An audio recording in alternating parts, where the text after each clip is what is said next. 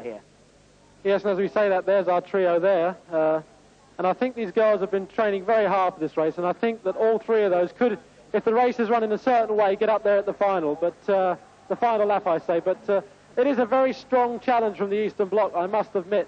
Some very fast finishes there also from that area. Salmalenko, very fast over 800 metres. She actually won the Europa Cup, Alan, and if they leave it for a slow race, then you've got to watch out for girls like that. But if Wendy is true to form and does what she says, then I think the tactics that she used in the semi-final could be quite destructive to these girls if she uses it in the final. But it's not cold out there tonight, but it's cooling down rapidly, and I think this will help our girls anyway.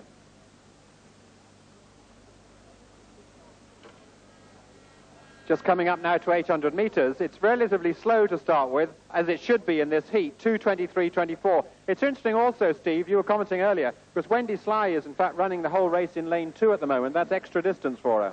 Yes, it is, but I think that if you look at the actual race, Peter, there's a lot of girls running wide there. It's a very cramped type field, and Wendy's running wide, but I think that's not a bad decision in this type of situation, because she's not in the box, she's not watching people's feet come up and checking her stride and worrying about whether she's going to fall down or not. She's actually running her own race out there, looking very relaxed actually, and I think that if Wendy's determined enough, she could do well in this race. And here they are at the 1,000 metre point, 2 minutes 59.78, and that means it's only 9-minute pace, which is really slow, but there's no question, of course, it's going to be much quicker from the halfway point onwards. The French girl continues to lead them into the back straight, but the pack very tightly bunched, and surely the best hope for the British trio here is for one of them to make a break, because they know that they have faster sprinting finishers in the pack behind them. But it's good to see all three British vests amongst the leading group there. The French girl on the inside, Duros, then Yvonne Murray right alongside her. Wendy Sly is in third, Ulrika Bruns is in fourth, although really the positions are almost meaningless at this stage because they are all in a very large bunch together. And let's just hope, of course, having seen at a much faster pace Tom McKean come to grief for clipping someone's heels, this, Steve, must be a dangerous situation where people can easily fall. But it's getting worse actually. As we say that, you can see that there's a whole field virtually in about 5 yards there. And if you look at the girls in the middle of the pack, they're looking at other people's feet and not concentrating on where they're going, and that can cause a problem. But as we say that, Yvonne Murray has decided that that's enough, and Wendy has gone with her, so that's a great break by these two girls. Let's hope they can keep the pace going now, Alan. And that is what the race needed. The race and the crowd come to life as the British girls make it a healthy pace.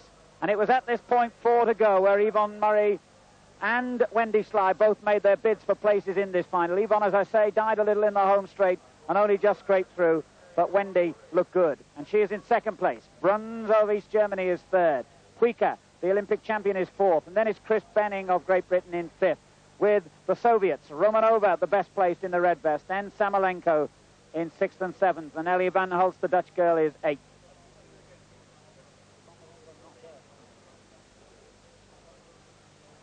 Incidentally, we just realized that one of the Soviets who would have been a challenger, Bondarenko, didn't make the lineup. That's probably because she will also be running in the 10,000 meters and has opted to go for that alone. 3 laps to go then. Murray, Sly, Bruns, Puika, Romanova and Samalenko. It was a 67 last lap that Murray did, but it's interesting that after her initial pace, I think the first 200 metres of that lap was very much faster than the second 200 metres, and she has slackened off just a little bit, which has enabled some of the runners to keep in touch. Yes, and I think Peter actually says that. I think Wendy knows that, and she knows that she's got to keep the pace going if she's going to break the girls at the back. You see that Bruns is behind tracking. Puika's there in lane 2 almost in the yellow vest. She's running really well. And behind those two, the two Russians, who are very, very fast finishers over the last lap, could be a big danger, and they're sticking like glue to the leading group. Wendy Sly of Great Britain, Ulrika Bruns of East Germany, Yvonne Murray of Great Britain, Maricica Puika in the yellow vest of Romania. And then with the ponytail is Samalenko of the Soviet Union. And Cornelia Berkey of Switzerland has kept in touch with that group as well. Cornelia Berkey, a close friend of Zola Budd, who had her season gone better, could have been here herself. just under 2 laps to go. Yes, and there's a 72nd lap there. It's actually still quite slow. I can't help feeling that it's playing into Samolenko's hands at the moment, who's got a devastating finish. Just to underline what Peter said then, she actually won the European Cup 800 metres earlier this season in Prague, so there's no doubt that she has finishing speed. Crowd reacting a little angrily to something, I'm not quite sure what. No, the simple reason is the Italians don't like it when one of their athletes is last, and Possamai is a long, long way behind anybody else. A very partisan audience, this, in Rome, as it has been for many, many years and centuries. Wendy Sly leads for Great Britain. Ulrika Bruns in second place. Then it's Romanova of the Soviet Union third. Puica of Romania is fourth. Yvonne Murray on the curb. Cornelia Berkey, the Swiss girl in the red and white, still in there too.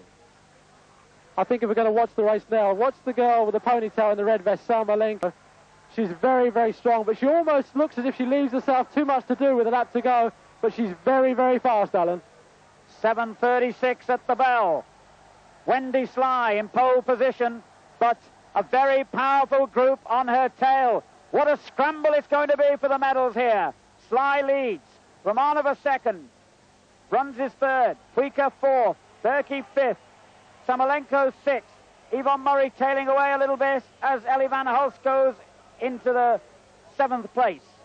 Romanova in the lead, just over 200 to go. Bruns is second. Can Wendy Sly fight back? Puica, the Olympic champion, is still in there too, in third. And Samolenko in fourth. Berkey just behind her. Van Hulst then, and Yvonne Murray. Watch for Samolenko to come wide on the outside. And it's going to be a battle between the Eastern Europeans, and Samolenko has got in front of the Olympic champion, Maricica Puica. And Samolenko of the Soviet Union takes the gold. Puica, the silver. Bruns, the bronze. Then it was Berkey, then Romanova, then Van Hulst, Yvonne Murray, and Wendy Sly. Murray 7th, Sly 8th.